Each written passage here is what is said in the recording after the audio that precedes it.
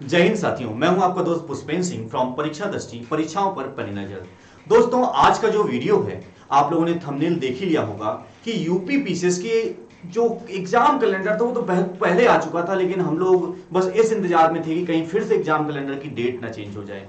और इसी की हम आस लगाए बैठे थे कि आपका 5 तारीख को आवेदन भी प्रारंभ हो गया 400 पदों पर। अभी आपने देखा कि आपके सिर्फ 400 पदों पर ही आवेदन आया है यूपी पीसीएस का, लेकिन यह बहुत ही जल्दी इसके पद बढ़कर आपके लगभग 700 से 800 पद बढ़ने वाले हैं इसमें, ठीक है ना। यानी टोटल जो आपके अप्रोक्स 750 800 के आसपास पद होने वाले। तो इस बार की जो आपकी यूपी पीसीएस की वैकेंसी है, आप लोगों को इसे छोड़ना नहीं है, क्योंकि आपको भी पता है कि हर साल इतने पद नहीं आते हैं। यदि इस बार आए हैं, यदि मैं आप मेरी बात ना भी मानिए तो भी आप ये मानेंगे कि इस बार 400 पद तो हैं, जो कि काफी बड़ी संख्या है। तो इस बार आप एक पद इसमें तो ले ही सकते हैं। अब बात आती है कि आखिर आप लोग ये वीडियो क्यों देख रहे हैं, क्योंकि आपने इस पर क्लिक किया। और क्यों क्लिक किया है, वो इसलिए क्लिक किया है क्योंकि आप पीसीएस 2021 में जो 400 पदों पर आवेदन प्रारंभ हो चुका है 5 तारीख से, आखिर उसका जिसका लक्ष्य हमारा 13 जून का है कि 13 जून को हमें एग्जाम देना है, परीक्षा देनी है, जिसमें आपको जीएस देना है और सीसेट का पेपर देना है।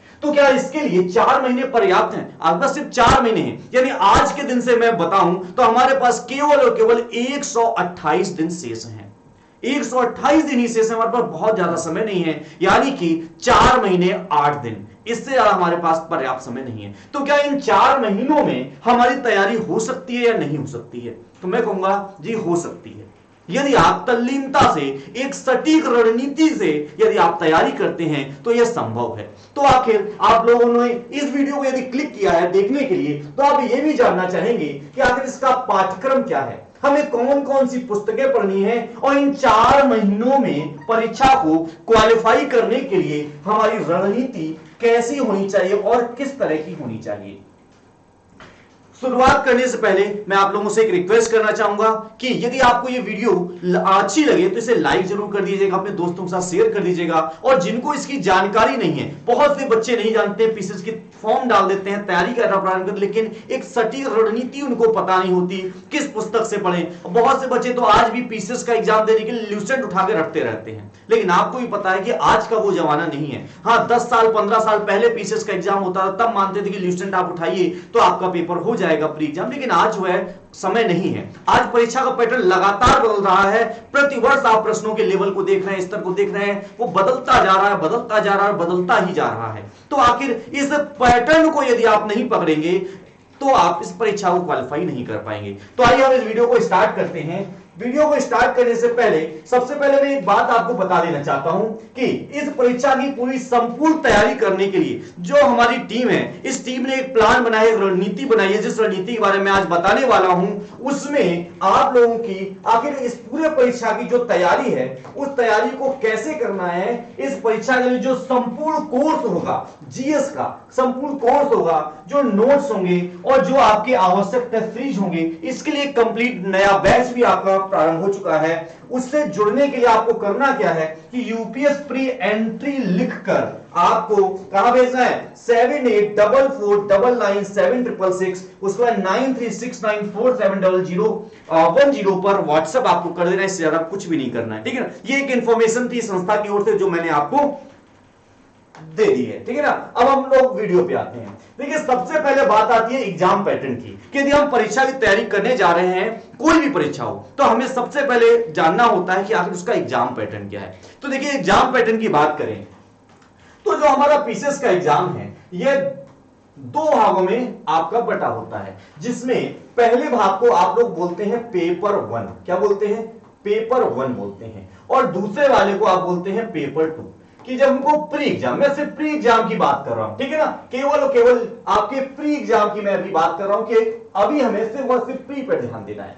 जो पेपर 1 हमारा होता है, उस पेपर 1 को हम लोग क्या बोलते हैं?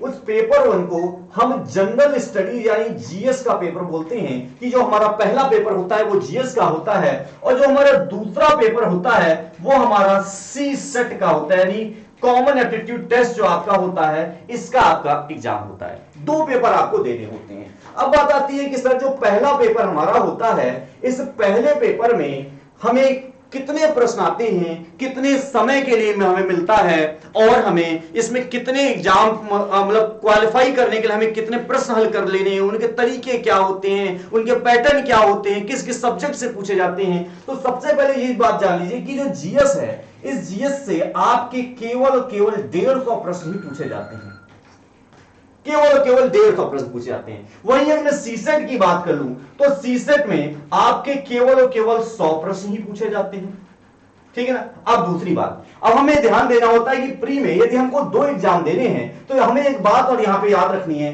वो ये याद रखनी है कि आखिर इनमें क्या मेरिट में आने के लिए यानी मेंस की परीक्षा में बैठने के लिए एक प्रकार की प्री, आप जानते हैं, छटनी प्रक्रिया है, यहां पे छाटा जाता है ताकि बच्चों को मुख्य परीक्षा के लिए बुलाया जाए। तो यहां पे जो हमारा सीसेट का पार्ट होता है, यानी जो हमारा पेपर 2 होता है, ये पेपर 2 जो हमारा होता है, ये केवल और केवल क्वालिफाइंग पेपर होता है, केवल और केवल क्वालिफाइंग पेपर होता है। इसमें हमें केवल और केवल क्या करना है, केवल 33% नंबर लेकर आने हैं। इतना नंबर यदि आप सीसेट में ले आते हैं तो आप क्या कर लेते हैं, आपकी जो कॉपी है वो अब यहां पर आ जाती है, यानी कि जीएस में आपने क्या स्कोर किया है इसके आधार पर ही आपको मेंस परीक्षा में बैठने का अवसर मिलता है। मेरिट में सीसेट का कोई भी योगदान नहीं होता है, लेकिन यदि मैं प्री के एग्जाम की बात करूं तो सीसेट जो है ना वो इसकी आत्मा होती है। वो कैसे है, क्योंकि यदि आपने सीसेट में 33% नंबर आपके नहीं आए तो आपका जो जीएस का पेपर है ये चेक नहीं होगा, इसके मार्क्स जुड़ेंगे नहीं। यानी आप इसमें फेल हो गए तो इसका कोई भी वैल्यूएशन नहीं बचेगा, इसमें सिर्फ आपको 33% अंक ही लेकर आने हैं।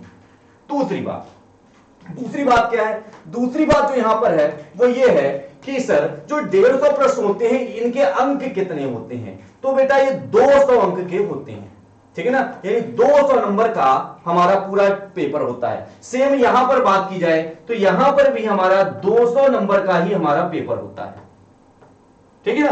तो इसमें हमें 33% लाने की जरूरत है, तो हमारा यहां पे पेपर 2 की बात खत्म हो जाती है। अब हमारा जो पूरा फोकस है वो कहां पर है, वो हमारा पेपर 1 पर फोकस है, क्योंकि पेपर 1 ही हमें मेंस तक लेकर जाएगा, इसके ही अंक हमारे मेंस में जुड़ने हैं। तो देखिए अब दूसरी बात जो आपके माइंड में आ रही होगी कि सर जो हमारे 150 प्रश्न होंगे, जो हमारे 200 अंक के हैं, क्या इनमें निगेटिव मार्किंग भी होती है, तो जी हां, इसमें निगेटिव मार्किंग भी आपकी होती है। अब बात आती है कि सर निगेटिव मार्किंग होती कितनी है, तो निगेटिव मार्किंग यहां पे होती है 1/3 की। कितनी होती है, 1/3 की, यानी कि एक प्रश्न यदि आपका गलत होता है तो 1/3 नंबर आपका काट लिया जाता है। क्लियर, एग्जाम पैटर्न तो आपको क्लियर हो गया होगा, ठीक है ना। अब आगे बढ़ते हैं, आगे की स्लाइड आती है कट ऑफ की। इससे पहले मैं आपको एक चीज और क्लियर कर देना चाहता हूं कि कट ऑफ बताने से पहले मैं आपको इसके थोड़ा सा सिलेबस पे बात कर लेना चाहता हूं कि आखिर इसका सिलेबस क्या होता है, ठीक है ना, क्योंकि सिलेबस के बारे में आपको ये बात जरूर जान लेनी चाहिए कि आखिर सिलेबस क्या है। तो आइए सबसे पहले हम लोग सिलेबस देख लेते हैं। यहां पे मैं एक स्लाइड इंक्रीज कर दे रहा हूं, ठीक है ना।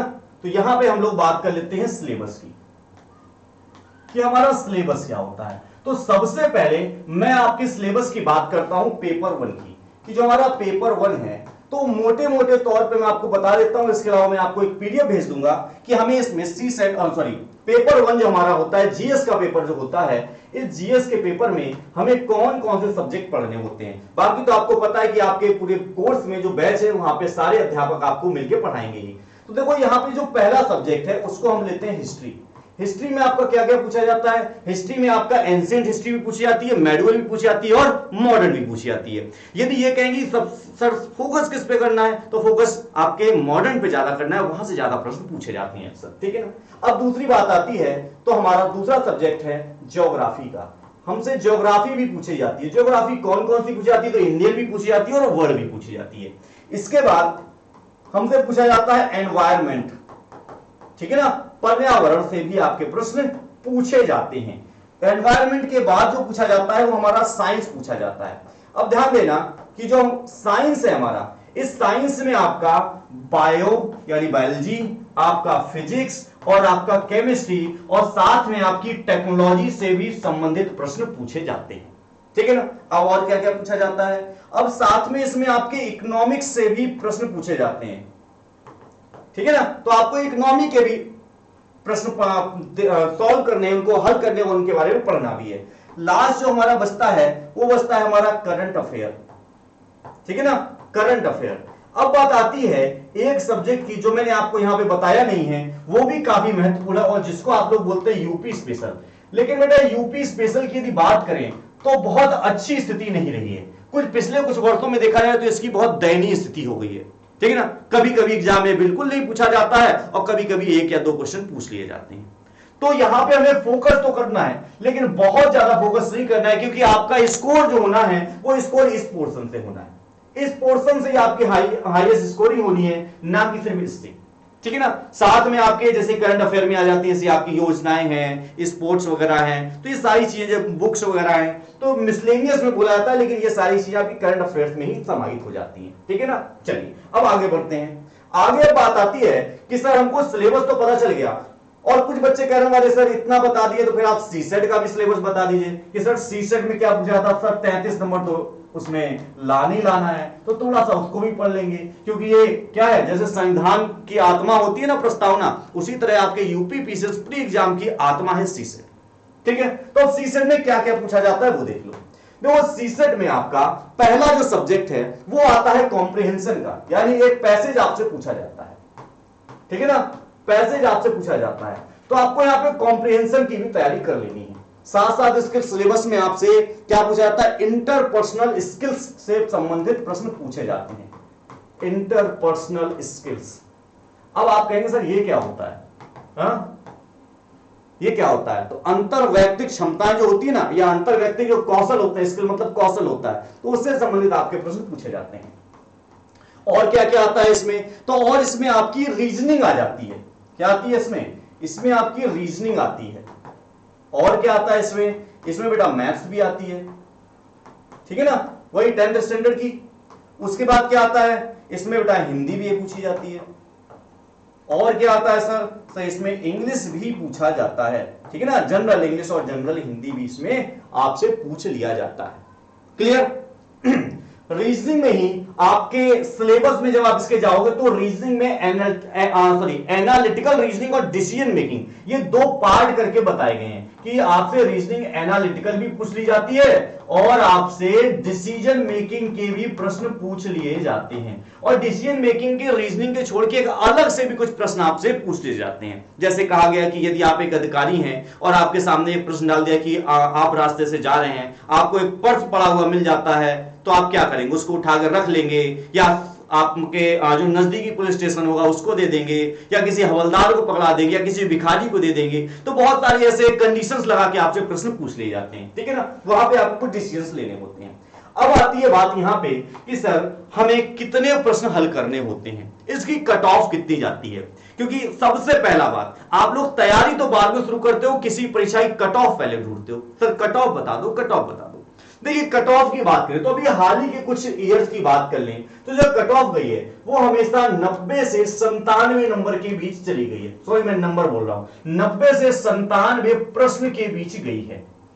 लेकिन बात आती है कि बेटा यदि आप प्री में स्कोर नहीं खींच पा रहे हैं तो मेंस देंगे, प्री निकालने के बाद आप मेंस देंगे। मान लो 90 नंबर पे आपकी 90 प्रश्न पर आपके मेरिट चली गई, तो आप मुख्य परीक्षा के लिए तो क्वालिफाई हो गए, आप आराम से मुख्य परीक्षा देंगे, मेंस देंगे आप। लेकिन यदि मेंस में बहुत ज्यादा स्कोर नहीं कर पाए तो प्री और मेंस के जब नंबर जोड़ेंगे और मेरिट बनेंगे तो हो सकता है आप वहां से आउट हो जाओ। तो आप कभी ये मत सोचा करिए कि मुझे सिर्फ कट ऑफ के बराबर नंबर लेकर आने हैं, मुझे क्या करना है, मुझे हाईएस्ट स्कोर करना है। अब हाईएस्ट स्कोर की बात होती है, कट ऑफ तो मैंने बता दिया 90 से 97 प्रश्नों के बीच हमेशा रहती है। लेकिन जो आपका इस परीक्षा के लिए टारगेट होना चाहिए वास्तव में, वो टारगेट कितना होना चाहिए, वो टारगेट हमेशा 110 प्लस प्रश्नों का ही होना चाहिए कि मुझे हर हाल में 110 प्लस प्रश्न करने हैं। अभी मैं स्ट्रेटजी बताऊंगा कि 110 प्रश्न ही क्यों, ठीक है ना, आपकी स्ट्रेटजी क्या है इसकी, तो इस पर भी हम लोग चर्चा करने वाले हैं, तो वीडियो के अंत तक बने रहिएगा। अब बात आती है बुक्स की कि हमको कौन कौन सी बुक्स पढ़नी होगी। हमें 90 से 97 प्रश्न सही करने हैं और टारगेट यदि हम रखें कि हमें क्वालिफाई भी करना है, ठीक है ना, फाइनल मुझे सिलेक्शन भी लेना है, तो मुझे 110 प्लस का टारगेट लेकर चलना है। तो इसमें हमें कौन कौन सी बुक्स पढ़नी है उसके बारे में हम लोग देख लेते हैं, ठीक है। देखो तो जो हमारी इंपोर्टेंट बुक्स हैं, तो उन इंपोर्टेंट बुक्स के बारे में हम लोग बात कर लेते हैं कि कौन कौन सी हमारी इंपोर्टेंट बुक्स हैं हमारे यूपी पीसीएस प्री 2021 के लिए। तो देख लेते हैं हमारी पहली बुक कौन सी है। तो पहली बुक हम बात करेंगे हिस्ट्री के बारे में कि आखिर हिस्ट्री के लिए हमें कौन कौन सी बुक पढ़ने की आवश्यकता है। तो भैया सबसे पहले आपको पढ़ना है क्या, सबसे पहले पढ़नी है ओल्ड एनसीईआरटी, ठीक है ना। ओल्ड एनसीईआरटी की जो बुक्स हैं वो हमको पढ़नी है, ठीक है ना। ओल्ड एनसीईआरटी यदि आपको नहीं मिल पा रही है तो आप दिए गए जो हमारा नंबर है नीचे आपको क्या बोलते हैं कमेंट सेक्शन में भी आपको कांटेक्ट नंबर मिल जाएगा, डिस्क्रिप्शन बॉक्स में मिल जाएगा, थंबनेल पे भी मिल जाएगा, और वीडियो के स्टार्टिंग में मैंने दिया 7844997666, ठीक है ना। इस पे व्हाट्सएप कर दीजिएगा, मैं जैसे ही मुझे समय मिलेगा आपको मैं रिप्लाई करके आपको एक लिंक प्रोवाइड करवा दूंगा। अब बात आती है कि हमें प्राचीन भारत पढ़ना है। तो बेटा मैं ये बुक्स जो बता रहा हूं ना, ये मेरी सारी की सारी जो बुक्स है प्री कम मेंस को देखते हुए, मैं सिर्फ एक एग्जाम में, क्योंकि आपको सिर्फ प्री नहीं देना है, प्री तो एक छठवीं एग्जाम है, आपको मेंस तक की भी तैयारी करनी है। तो हमारी जो एक बुक है राम सरल शर्मा जी की, ठीक है ना, राम सरल शर्मा जी की प्राचीन भारत है, आपको ये बुक लेनी है। उसके बाद मध्यकालीन भारत की बात आती है तो सतीश चंद्रा की बुक आती है, आपको इनकी बुक खरीद लेनी है, आपको ये पढ़नी है। उसके बाद आधुनिक भारत की बात आती है, सबसे फेमस बुक आप लोग जानते हैं विपिन चंद्रा की, हमेशा ये ऑथेंटिक बुक है, हमेशा प्रश्न आपके फंसते हैं, तो आपको इससे पढ़ना है, ठीक है ना। अब देखिए हिस्ट्री के लिए आपकी 3 बुक्स हो गई। अब बात आती है कि हिस्ट्री में आपकी कला एवं संस्कृति, आर्ट एंड कल्चर से भी रिलेटेड प्रश्न आ जाते हैं, तो इसके लिए आप नितिन सिंघानिया की पुस्तक खरीद लीजिए, ठीक है ना, नितिन सिंघानिया की पुस्तक खरीद लीजिए। उसके बाद आती है ज्योग्राफी की बात कि ज्योग्राफी में हम लोग कौन कौन सी पुस्तकें पढ़ेंगे। तो वही सबसे पहले जो बेस होता है, क्योंकि किसी भी एग्जाम को देने के लिए आपका बेस क्लियर होना चाहिए, तो बेस हमें एनसीईआरटी से मिलता है, तो एनसीईआरटी तो पढ़नी है आपको। लेकिन साथ में यदि आप इंडियन ज्योग्राफी की बात करें तो हमारे जो डियर खुल्लर साहब हैं, इन्होंने एक पुस्तक बहुत अच्छी लिखी है, ठीक है ना, सिविल सेवा, राज्य सेवा की प्रारंभिक और मुख्य परीक्षा हेतु एक मार्गदर्शिका के रूप में इन्होंने पुस्तक लिखी है, तो आपको ये खरीद के पढ़नी है, ठीक है ना। इसके बाद यदि हम वर्ल्ड ज्योग्राफी की बात करें तो इन्हीं साहब की, डीआर खुल्लर साहब की वर्ल्ड ज्योग्राफी भी आती है, ठीक है ना, तो दोनों पुस्तकें आपको ले लेनी है। उसके बाद आगे बात करते हैं कि बहुत सी चीजें एटलस पर बेस्ड होती हैं, तो आपको एटलस किसका खरीदना है, आपको ऑक्सफोर्ड का खरीदना है। क्यों? क्योंकि ये ऑथेंटिक बहुत ज्यादा है, ठीक है ना। नए मैप, जैसे कि इंडिया में आपको पता है कि उधर लद्दाख बन चुका है, ठीक है ना, अनुच्छेद जो आपका हटा हुआ वहां पे, जो आर्टिकल हट गए हैं वहां पे, तो वहां पे हमारा जो संविधान है अब जम्मू कश्मीर तक लागू होने लगा, तो जो सीमाएं बनी हैं तो उनमें कुछ ना कुछ चेंजेस हुए। तो आप यदि एटलस खरीदते हो तो लेटेस्ट खरीदिएगा हमेशा। उसके बाद अगला देखिए, बात आती है इंडियन पॉलिटी की, तो इंडियन पॉलिटी में आपको पता है कि फिर से वही कर रहे हैं क्या, हमको एनसीईआरटी पढ़नी है, ठीक है ना। चलो इसके बाद भारत की राज्य व्यवस्था हमको लेनी है एम लक्ष्मीकांत। ये जानते हैं कि ये एक ऐसी पुस्तक है एम लक्ष्मीकांत जो कि क्या है, बाइबल है, इससे बाहर प्रश्न बनना ही नहीं है, तो आपको ये जरूर पढ़नी है। इसके बाद आती है पॉलिटी की एक ही बुक काफी आपके लिए, ठीक है ना, राम 12 हो। इकोनॉमिक्स की बात आती है, इकोनॉमी हमें कहां से पढ़नी है, तो वही बात रही कि यदि हमें बेस क्लियर करना है तो बेस क्लियर करने के लिए हमें एनसीईआरटी पढ़नी पड़ेगी। उसके बाद अर्थव्यवस्था के लिए हमारे रमेश सिंह जी हैं, इन रमेश सिंह जी की एक पुस्तक आती है भारतीय अर्थव्यवस्था की, आपको यह पढ़ लेनी है, ठीक है ना। अगली पुस्तक आर्थिक समीक्षा, आपको भारत सरकार एक आर्थिक समीक्षा प्रतिवर्ष जारी करता है, इस आर्थिक समीक्षा को आपको क्या करना है, इंटरनेट से डाउनलोड कर लेना है और उसके बारे में भी आपको पढ़ना है, इससे संबंधित प्रश्न भी आपसे बनते हैं, ठीक है ना। चलो इसके बाद आती है बजट। अभी आपको पता है कि हाल ही में निर्मला सीतारमण जी ने नया बजट पेश कर दिया है, तो पक्का बजट से प्रश्न बनेंगे, ठीक है ना। तो आप बजट के भी आपको क्या करना है, तैयारी कर लेनी है, ठीक है ना। अब इसके नोट्स वगैरह मैं आपको प्रोवाइड करवा दूंगा, उसको लिए भटकने की जरूरत नहीं है आपको। अब बात आती है पर्यावरण की कि अगर पर्यावरण की सर हमको तैयारी करनी है तो उसके लिए कौन कौन सी हमको बुक्स पढ़नी है। एनवायरमेंट के लिए, तो एनवायरमेंट के लिए सबसे बेहतर जो है वो बेसिक क्लियर करने के लिए और जो आपके प्री एग्जाम क्वालिफाई करने के लिए वो आपकी एनआईओएस की बुक है, ठीक है ना। इसको आपको इंटरनेट से डाउनलोड कर लेना है या मार्केट में अवेलेबल हो तो, और नहीं है तो आप मुझे व्हाट्सएप करिएगा, ठीक है। चलो अब बात आती है कि सर बुक कौन सी लेनी, तो इसमें आपको बुक लेनी है इराक भरूचा की। यह बुक आपकी ऐसी है कि प्री से लेकर मेंस तक आपका कवर करती है।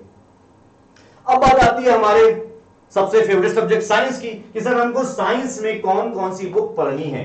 तो साइंस में बेटा हमको फिर से वही करना है कि हमें बेस क्लियर करना है अपना, तो बेस क्लियर करने के लिए हमें क्या करना है, हमें बेस क्लियर करने के लिए एनसीईआरटी पढ़नी पड़ेगी।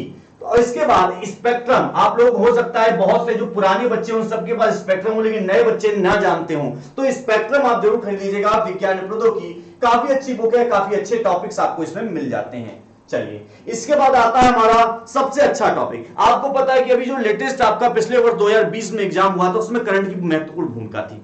बहुत से प्रश्न आपके करंट से रिलेटेड करके थे, यानी करंट जो बोलते हैं ना कि ट्रेंडी करंट आ रहा है, तो ट्रेंडी करंट के साथ साथ सब्जेक्टिव करंट भी पूछा गया था। जैसे हिस्ट्री में कहीं नई खुदाई हो गई, प्रश्न पूछ लिया। ज्योग्राफी में कुछ नई चीज मिल गई, ठीक है ना, उसके बारे में पूछ लिया। या फिर साइंस में कोई नई खोज हो गई, उसके बारे में पूछ लिया।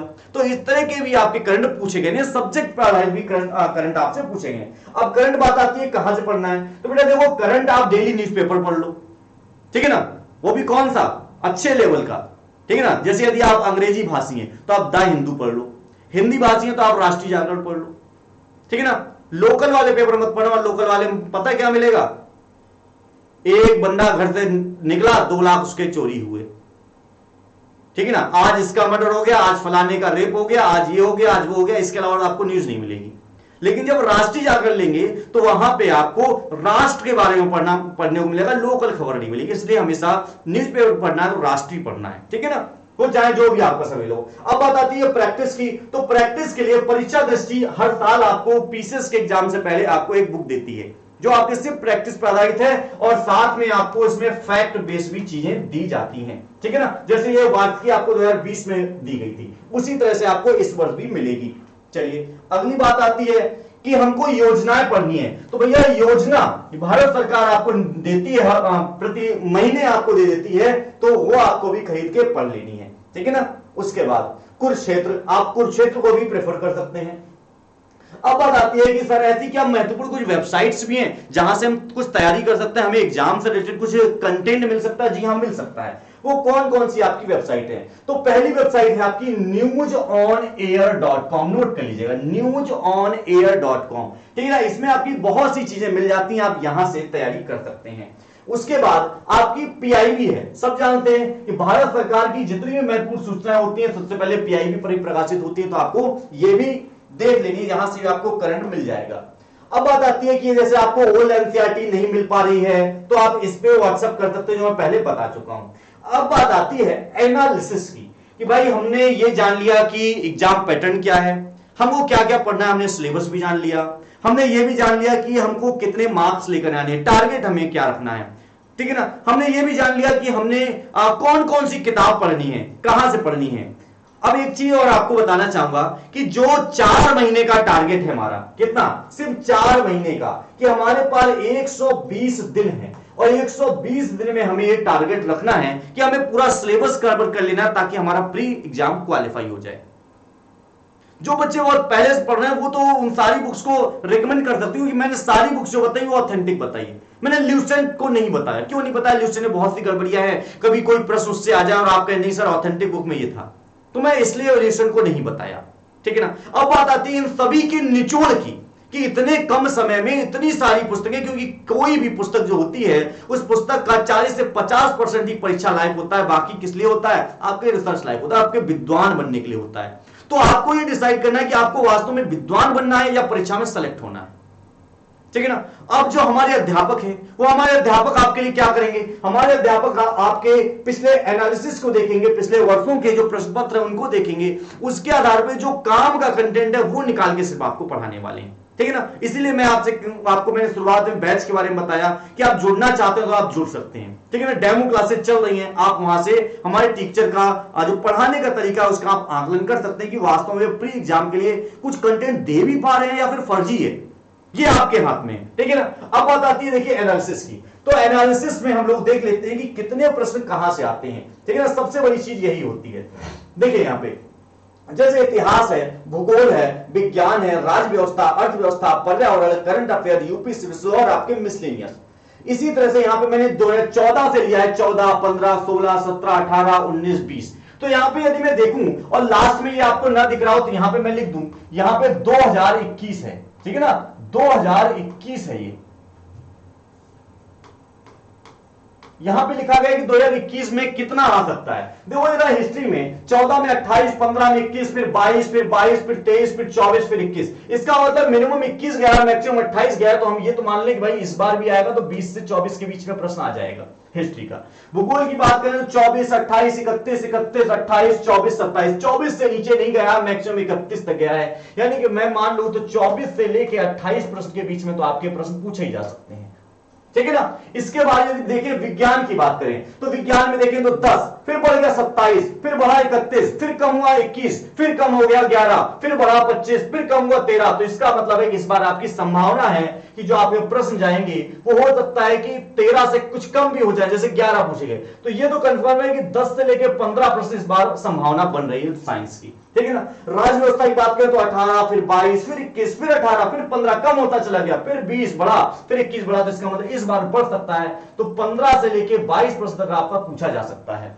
इसके बाद अर्थव्यवस्था की बात करें तो 9 प्रश्न, फिर घटा 5, फिर बढ़ा 11, फिर घटा 7, फिर घटा 4, फिर बढ़ गया 14, फिर घटा।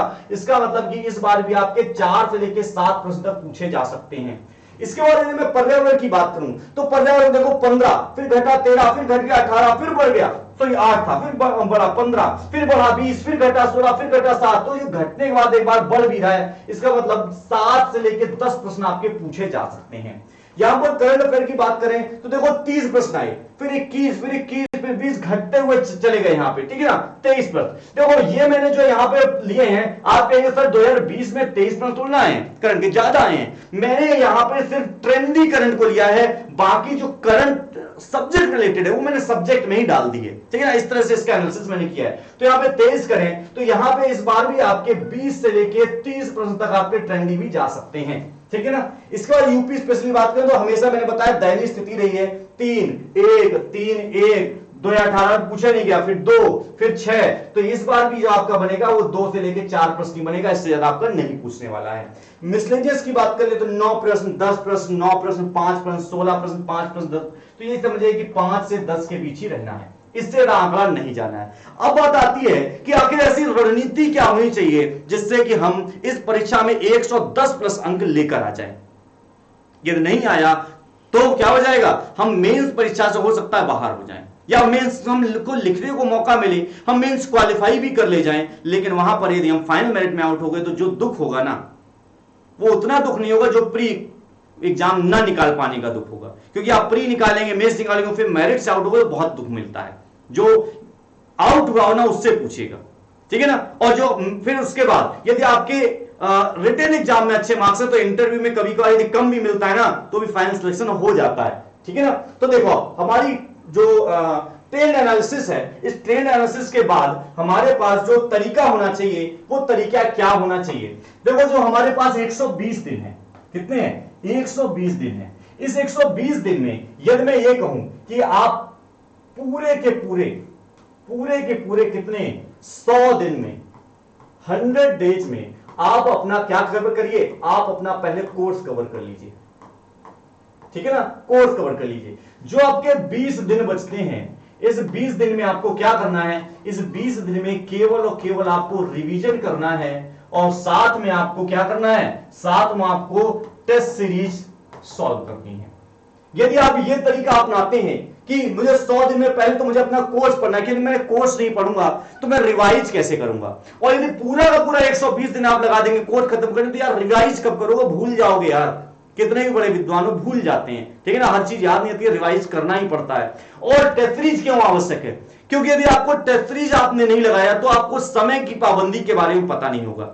हो सकता है कि आप 150 प्रश्न सॉल्व तो कर पाए, लेकिन 3 घंटे में, 4 घंटे में आप प्रश्न ही पढ़ने में समय बिता दें, तो प्रैक्टिस भी आवश्यक है। अब बात आती है कि 100 दिन में हमको जो कोर्स कवर करना है, यहां 20 दिन में हमको रिवाइज करके जो टेस्ट सीरीज भी हमको दे लेनी है। इसमें जो हमारा टारगेट है वो टारगेट कितने नंबरों का है, टारगेट हमारा केवल 110 प्लस नंबर का है, इतना ही है, इससे ज्यादा नहीं है। तो सबसे पहले मैं आप लोगों को एक सजेशन देना चाहूंगा, पर्सनल सजेशन दे रहा हूं, और वो ये दे रहा हूं कि सबसे पहले आप एक डिसीजन लो।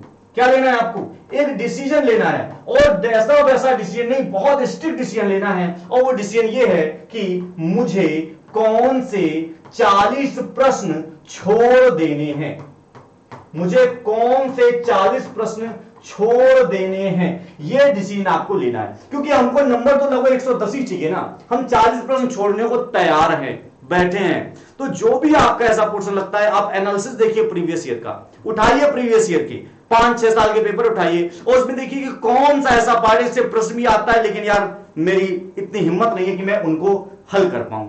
तो हमको तो 110 ही करना है ना, 40 तो हमको छोड़ के आना है। तो आप वो 40 कौन से छोड़ेंगे वो पहले आप डिसाइड कर लीजिए। तो आपका जो सिलेबस है ना उसका बोझ हल्का हो जाएगा, और जब सिलेबस का बोझ हल्का हो जाएगा तो कम सिलेबस होगा।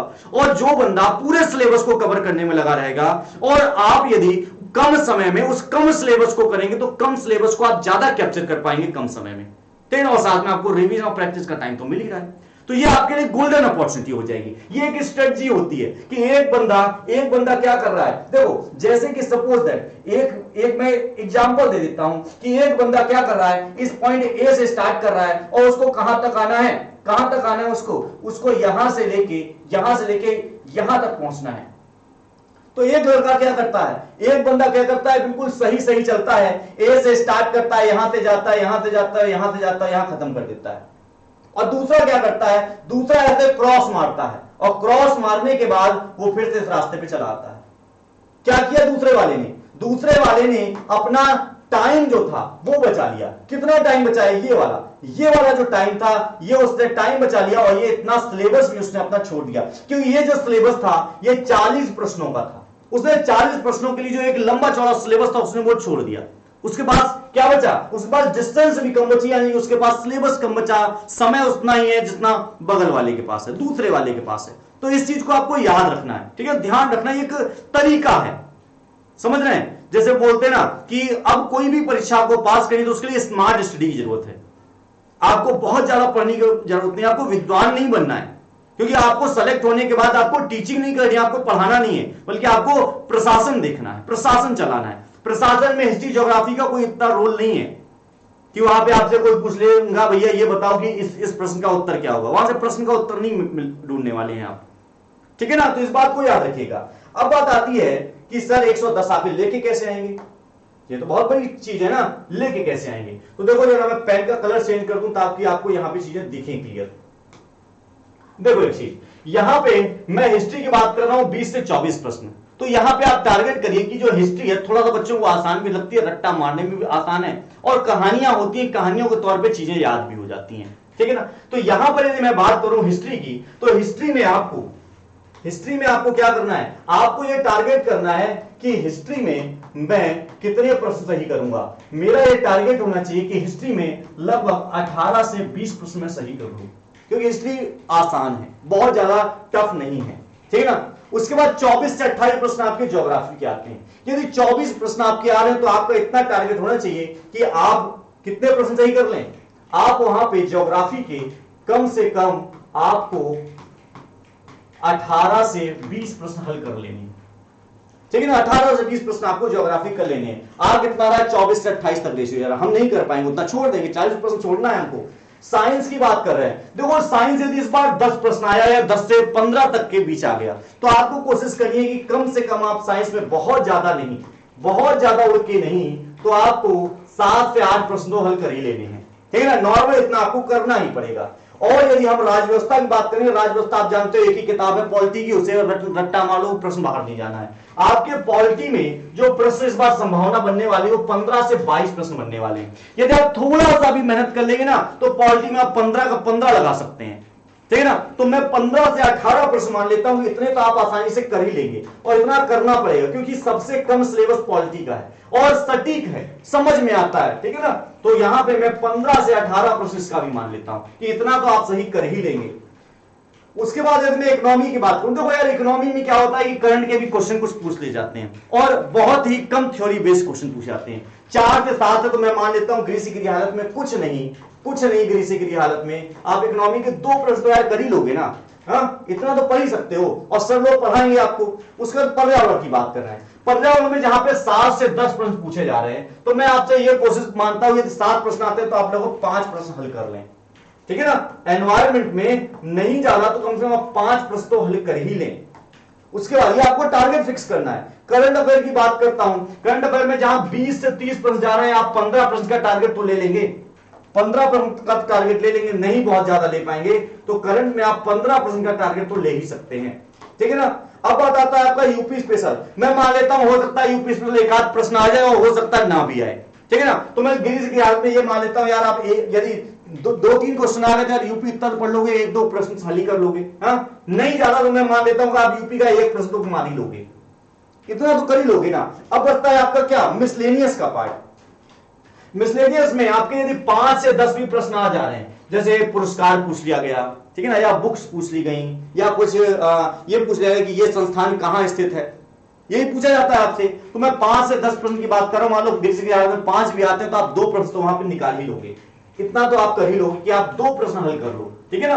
मैं यहां पे लिख देता हूं मिसलेनियस का, ठीक है ना, मिसलेनियस के आप 2 प्रश्न तो कर ही लेंगे। अब जरा इसका टोटल निकालिए, टोटल कितना होता है, 15 1 16, 16 5 21, 21 और 2 होता है 23, और 23 और 15, ठीक है ना, 23 और 15 यहां पे जोड़िए। इसके बाद 18 7 आपका कितना हुआ, 18 36 36 37 38, ठीक है ना, 38 और 7 प्रश्न यहां पे, ये जरा जोड़िए कितना होता है, 8 7 15 15 5 20, 20 और 3 23 का 3 होता है, हासिल लगता है 2, 3 2 5 1 6 और 2 कितना हुआ, ये हमारे पास केवल कितना पोर्शन बना, 83 का बना है हमारे पास, ठीक है ना, 83 नंबर का बना है। अब हमें क्या करना है, हमें इसी को क्या करना है, इसी को हमें बूस्ट करना है। अब क्या करना है, बूस्ट करना है, क्योंकि ये मैं मिनिमम लेकर चला हूं, मिनिमम से मिनिमम लेकर चला हूं, ठीक है ना। और ऐसा नहीं कि आप इतने मिनिमम पे जाएंगे कि आप 83% कर पाएंगे, ऐसा तो है नहीं। यहां पे आपको बूस्ट भी करेंगे, क्योंकि यदि नॉर्मल तरीके से देखें कि नॉर्मल तरीके से आप पढ़ रहे हैं तो आप यहां तक पहुंच जाएंगे। यानी मैं 83 से लेके 90% तक की बात कर लूं,